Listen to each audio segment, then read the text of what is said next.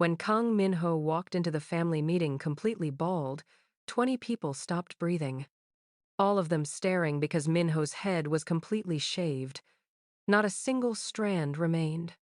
He looked like a monk who'd taken vows of poverty. His father stood slowly, teacup trembling in his hand. His face went from confused to horrified to furious in the span of 3 seconds. If only his dear dad knew what he was about to tell him. "What have you done to yourself?" "Nothing I didn't deserve." Minho's hand touched his smooth scalp, a gesture that looked almost proud. "Fix it. Get hair extensions. A wig. Something.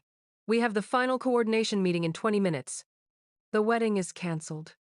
The teacup slipped from his father's hand, shattering on the polished table. Tea spread like blood across expensive wood. "What did you say?" "I said the wedding is cancelled. I'm not marrying Ji-won." Chaos erupted. Park Jin-ho slammed his fist on the table so hard the remaining cups jumped. "You dare dishonor my daughter in front of both families. You think this is a game?" Ji-won sat perfectly still, her face unreadable behind designer makeup. But her knuckles were white where they gripped the table edge, the only sign she was holding herself together. Minho's father moved around the table with deadly calm, the kind that preceded violence. "Do you have any idea what you've done? The agreements we made? The blood that was spilled to get to this point? I know exactly what I've done." "Then you're insane." His father grabbed Minho's jaw, forcing him to meet his eyes. "Look at yourself. You look like a criminal fresh out of prison." "The woman who did this to me," Minho said calmly, touching his completely bald head, not flinching from his father's grip, "owns me more than any treaty ever could." He pulled free, his voice carrying to every corner of the room. "She shaved hair from my head while I slept and indirectly marked me." His hand swept across his smooth scalp. "And I'm keeping it this way. A reminder that I belong to her, not to this family, not to duty, not to tradition, to her." The room went deathly silent. Even the security guards stopped breathing. His father's face went from red to purple, the vein in his temple throbbing visibly. "If you walk away from this marriage, you walk away from everything. The family, the business, your inheritance, your brother's futures. I know. You'll have nothing. I'll have her." The way Minho said it with absolute certainty, like a man who'd finally found something worth dying for, made several people in the room shift uncomfortably. Ji-won stood, her face pale beneath her makeup. "You're starting a war over some American girl?" "Her name is Ivy." Minho's voice was soft but deadly. "And yes, she had the courage to shave my head while I slept to mark me permanently. That takes more strength than any treaty signing, more honesty than any arranged marriage." Park Jin-ho stood now, buttoning his suit jacket with sharp, angry movements. But instead of the rage everyone expected, he smiled. Cold, calculated. The smile of a man who'd already planned his next 10 moves. "Then she dies first. Tonight." Park's voice was almost cheerful. "Her blood will be on your hands, Kang Minho, and I'll make sure you watch." The temperature in the room dropped 10 degrees. Minho's expression didn't change, but everyone who knew him recognized the shift. The way his shoulders settled, his breathing slowed, his eyes went flat and empty. This was the man who'd built half the family empire through strategic violence. This was the man who didn't make threats. He made promises. "Touch her," Minho said, his voice dropping to deadly calm. "And there's nowhere on earth you can hide from me. Not your homes, not your safe houses, not your families." He stepped closer to Park, his bald head somehow making him look more dangerous, more stripped down to pure violence. "I'll burn your entire organization to the ground.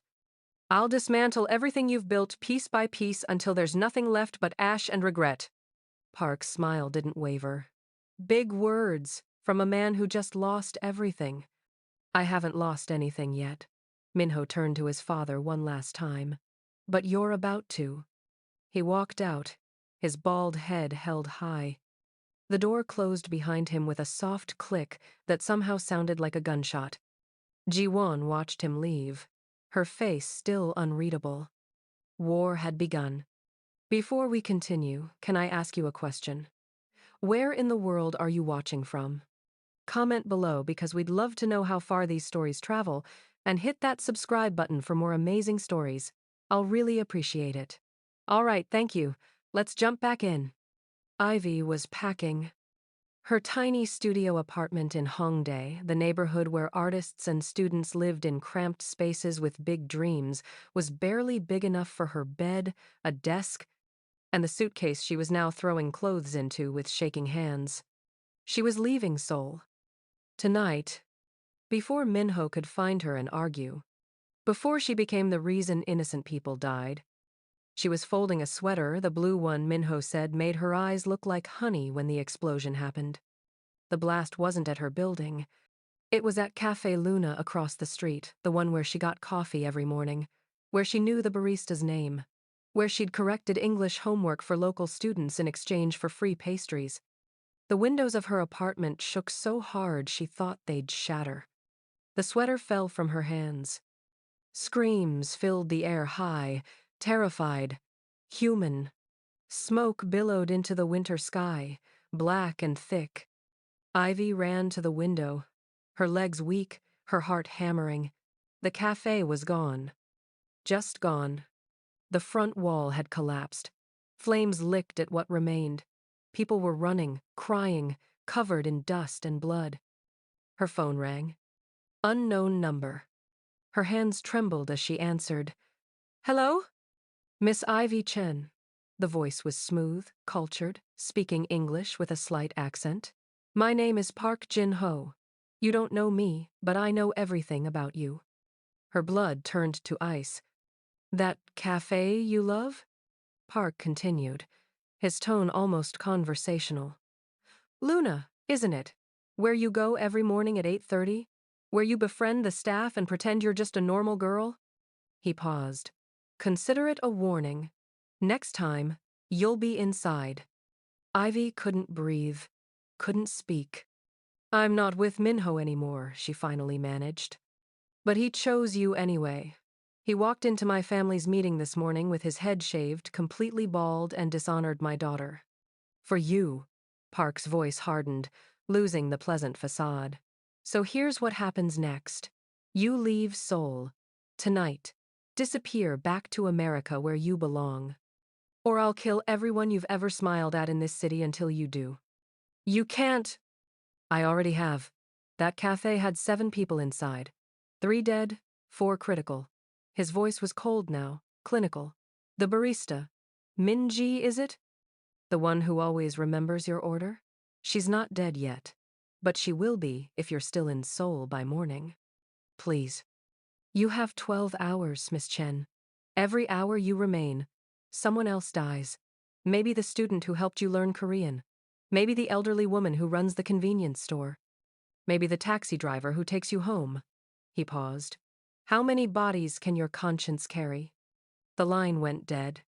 Ivy stood at her window, watching firefighters battle the blaze, watching paramedics load bodies into ambulances, watching Minji, sweet Minji, who was saving money for art school, being carried out on a stretcher with an oxygen mask covering her face.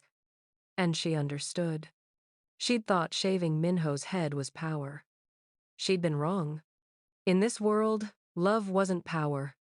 She sat in the dark of her apartment, suitcase packed by the door, waiting. Because somehow, he always found her. The knock came at midnight, soft, almost hesitant. Ivy. His voice was hoarse through the door. I know you're in there. Open the door. She did. He looked like hell. The completely bald head made every injury more visible. Blood stained his collar, his or someone else's, she couldn't tell. Without his hair, he looked vulnerable, raw, like every wall had been stripped away. Park's men? She asked, stepping aside to let him in. Jumped me outside my building. Sent a message. He touched his split lip gingerly. I'm fine. You're bleeding. I've bled worse. His eyes found hers, dark with worry. Are you okay? The cafe, I saw the news. I wasn't there. Thank God. He reached for her, his hands gentle despite the violence written across his body. She stepped back. His hands fell to his sides. You need to fix this, Ivy said, her voice steady despite the trembling in her chest. I know. I'm working on marry Ji-won. End the war. Grow your hair back. Pretend this never happened. Minho froze like she'd shot him. What? They're going to kill innocent people because of me. Because you chose me. Because I shaved your head. Her voice cracked, the careful control fracturing. 3 people died today, Minho. 3. Because I couldn't handle the truth, so I destroyed your hair and you canceled your wedding. I can't. I can't have that blood on my hands. So you want me to marry someone else? His voice was raw, disbelieving. I want you to stop this. I can't. He stepped closer, his hands clenched into fists at his sides. Don't you understand? I spent 2 years in a prison of duty and obligation, going through the motions of a life that wasn't mine, planning a wedding to a woman I respected but didn't love, preparing to spend the rest of my life pretending. His voice dropped to almost a whisper. You freed me. That night when you shaved every hair from my head while I slept, you woke me up to what I'd become. A man living someone else's life. A puppet dancing on my father's strings. Minho, I'm not going back to that prison. Not for my father. Not for Ji-won. Not even for peace. He touched his bald head, the gesture almost reverent. You marked me. Every time I look in a mirror, I see your courage, your refusal to be hidden, your demand that I choose. His voice cracked. I choose you. I will always choose you. Even if the whole world burns, I choose you. Then people will die. Tears streamed down her face, hot and fast. Innocent people. People who have nothing to do with this, and I'll have to live with that. Can you understand? I'll have to wake up every day knowing that people died because I fell in love with you and couldn't walk away quietly. His hand cupped her face, thumb brushing away her tears. Not if I dismantle both organizations first. Ivy stared at him, her breath catching. What? I've spent 10 years in my father's business. I know every dirty secret. His eyes were hard now, determined. I'm burning it all down. Both families. Tonight. And by morning, there won't be a war because there won't be anything left to fight over. That's insane. That's the only way we survive. He pulled out his phone. I've been preparing for this for months, ever since I realized I couldn't go through with the wedding. I've collected everything I need to destroy them from the inside. Your own father threatened to kill the woman I love, put a price on your head like you're nothing, bombed a cafe to send me a message. Minho's voice was ice. He stopped being my father the moment he did that. He dialed a number, his eyes never leaving hers. Junho, it's time. 5 minutes later, Junho arrived with a hard drive and a duffel bag. He looked like his brother, exhausted, bruised, running on adrenaline and desperation. His designer clothes were rumpled, his hair messy, dark circles under his eyes. But his expression was determined. This is everything, Junho said, setting the hard drive on Ivy's tiny desk. Every crime our fathers committed in the last 15 years. Tax evasion, money laundering, human trafficking, murder for hire, bribery, extortion. He looked at Ivy. I've been collecting it since I was 18, waiting for the right moment to get out. You're both leaving? Ivy asked, her voice small. We're both choosing freedom, Minho corrected, his hand unconsciously running over his smooth scalp. There's a difference. The brothers looked at each other, years of unspoken understanding passing between them. Growing up in that house, learning the family business, pretending they were okay with blood money and arranged marriages, waiting for the moment they could escape. The duffel bag? Minho asked. Cash. Passports, real ones, not fake. Enough money to disappear for 6 months while this blows over. Junho's voice dropped. And 3 burner phones with contacts for witness protection. 3? Ivy asked. There was a knock at the door. Everyone froze. Minho moved in front of Ivy instantly, his hand going to his waistband where a gun was hidden. Junho grabbed the hard drive, ready to run. Who is it? Ivy called, her voice trembling slightly. A pause. Then, Ji-won. Ji-won, Minho's supposed fiancé, stood in the doorway looking nothing like the polished woman from the hotel. Her hair was disheveled, falling out of what had been an elegant updo. Mascara smudged beneath her eyes like she'd been crying. Her designer dress was torn at the shoulder. Blood stained her sleeve, not much, but enough. She looked terrified. I need help, she said simply, her English perfect but her voice shaking. Why should we trust you? Junho demanded, stepping between her and Minho protectively. Ji-won's eyes found Ivy's. Because I'm just like you, trapped in a life I didn't choose, trying to survive in a world that treats women like bargaining chips. She pushed past Junho, not aggressive, just desperate, and sat on Ivy's bed without asking permission. Her hands were shaking. My father arranged my marriage when I was 23, she said, looking at her trembling hands. I didn't get a say, didn't get a choice. Just woke up one morning and my entire future had been decided. Minho and I. She glanced up at him, her eyes lingering on his completely bald head. We understood each other. 2 people in a prison, trying to survive. We weren't in love, but we were allies. So why are you here? Minho asked carefully, his hand still near his gun. Ji-won pulled a USB drive from her torn dress, holding it up like a peace offering. Because my father just told me that after the war is over, after he kills you both and restores his honor, he's marrying me to someone worse. Her voice cracked. Song Min-jae. Do you know that name? Minho's expression darkened. The one in Busan. The one who beats his wives. Yes. Ji-won's laugh was bitter. My father thinks I need to learn obedience, that I've become too Western, too independent. Song will fix me. She made air quotes, her hands shaking harder. She held up the USB drive. This is every financial record from the Park family. Every weapon shipment. Every political bribe. Every offshore account. Every dirty deal. Her eyes were hard now, resolved. Everything you need to destroy my father. The room was silent, except for the sound of sirens in the distance, still responding to the cafe bombing. Ivy leaned forward. Why would you betray your own family? Ji-won's eyes met hers, 2 women who'd loved the same man in different ways, now united by something stronger than jealousy. Because they stopped being a family the moment they traded me like property. Like I was a cow to be sold at market. Her voice was steady now, fierce.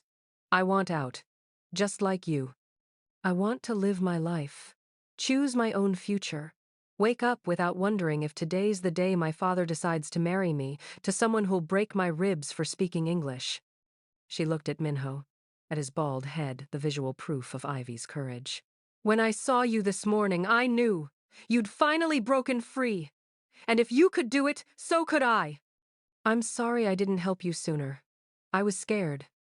But tonight, when my father celebrated the cafe bombing like it was a victory when he laughed about 3 dead people and said it was effective messaging, her voice broke. Innocent people died. For a treaty that was never going to bring peace. Just transfer control. What do you want in return? Junho asked, his tone softer now. Witness protection. A new identity. A chance to disappear to somewhere they'll never find me. Ji-won stood, straightening her torn dress with shaking hands. I have family in Vancouver. Cousins who left Korea years ago. If I can get there, I can start over. The room was silent. Minho and Junho exchanged a look, the kind of silent communication that came from growing up together, surviving together. Then Minho extended his hand. Deal. Ji-won took it. her grip firm despite the trembling. Deal. But you need to understand something, Minho said, not releasing her hand. Once we do this, there's no going back. Your father will hunt you forever. He was always going to. Jiwon's smile was sad. At least this way. I get to choose how I burn the bridge. Ivy watched this exchange. 3 people trapped by family, by duty, by expectations that were crushing them slowly, all choosing freedom at the same time. All choosing to burn everything down rather than continue living in cages. So what's the plan? Ivy asked. Minho released Jiwon's hand and pulled out his phone, his bald head catching the light. We contact someone I've been saving for exactly this moment. Who? A prosecutor I helped 3 years ago. Her daughter was kidnapped by a rival gang, the Choi family from Incheon. They wanted ransom. I found the girl before. He paused. Before anything bad happened. Returned her safely. The prosecutor has owed me a life debt ever since. And you think she'll help now? Junho asked skeptically.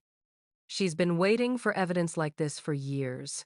She wants to clean up Seoul's organized crime. We're handing her everything she needs. Minho started typing. By dawn, simultaneous raids will hit both families. Arrests, asset seizures, account freezes, everything. What about us? Ivy asked. We disappear. All 4 of us. Minho looked at each of them in turn, his hand unconsciously touching his smooth scalp again, a gesture that was becoming habit. New identities, new lives. Junho's been planning this for years.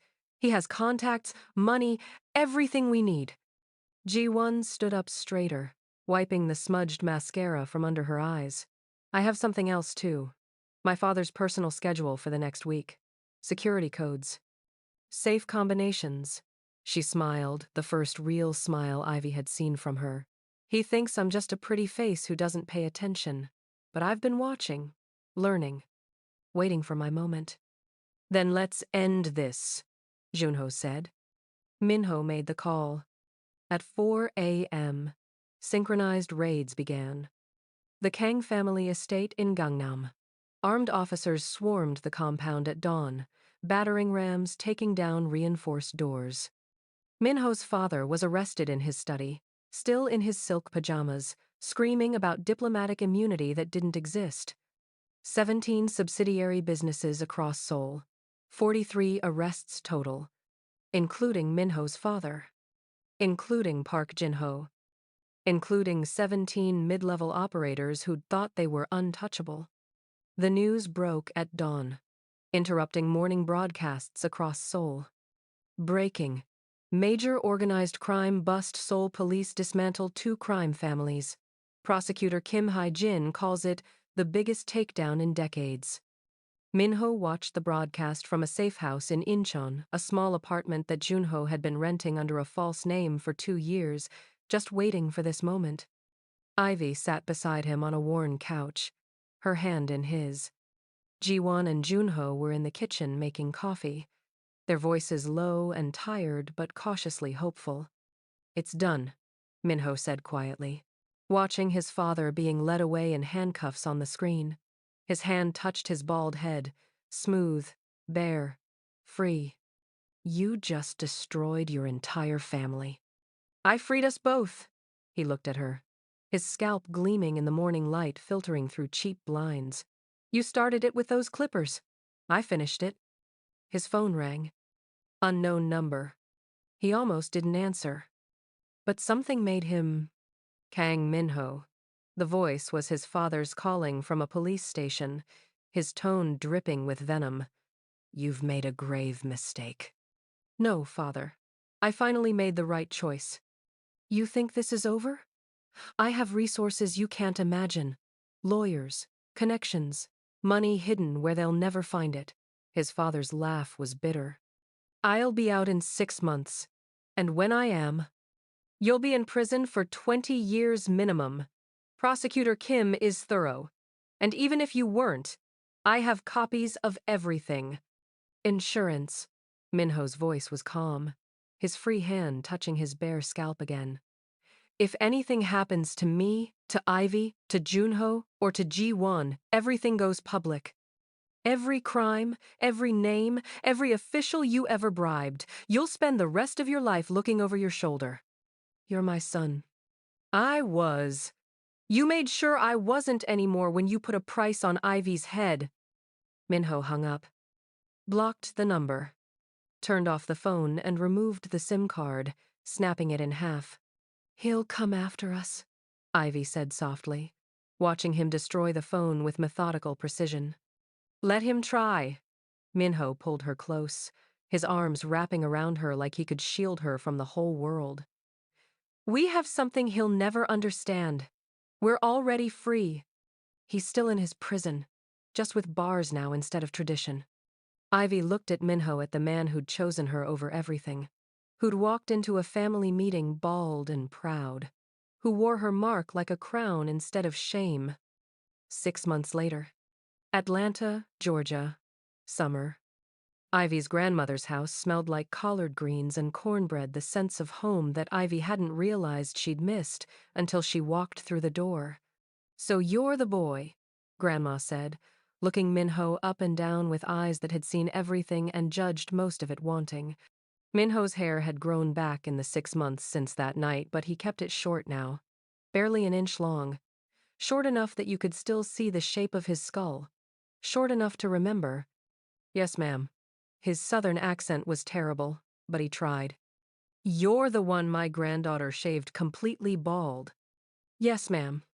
Good. Grandma smiled a small, approving smile. She finally listened to me. About time. They'd been in Atlanta for 3 months now, living quietly in a suburb under new names, Michael Kang and Ivy Chen Kang.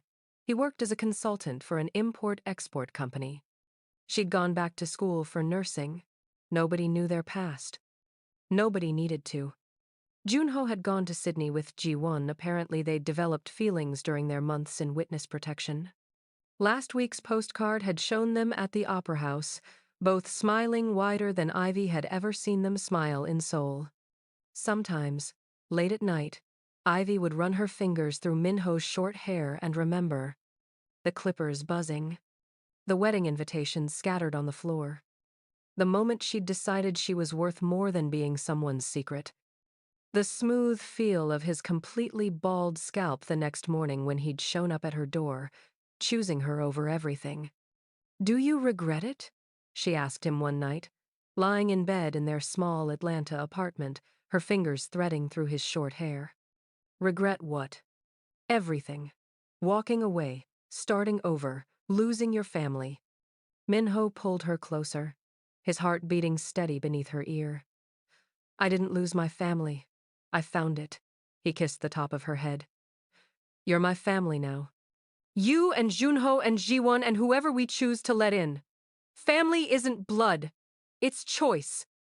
Very American of you. I'm learning. He smiled in the darkness. Thank you for watching till the end. If this story touched you, inspired you, or took you on a journey, don't leave without hitting the like button. Subscribe if you haven't and switch your notifications on. You don't want to miss what I got coming up. Make sure to drop in the comment section where in the world you're watching from. We're building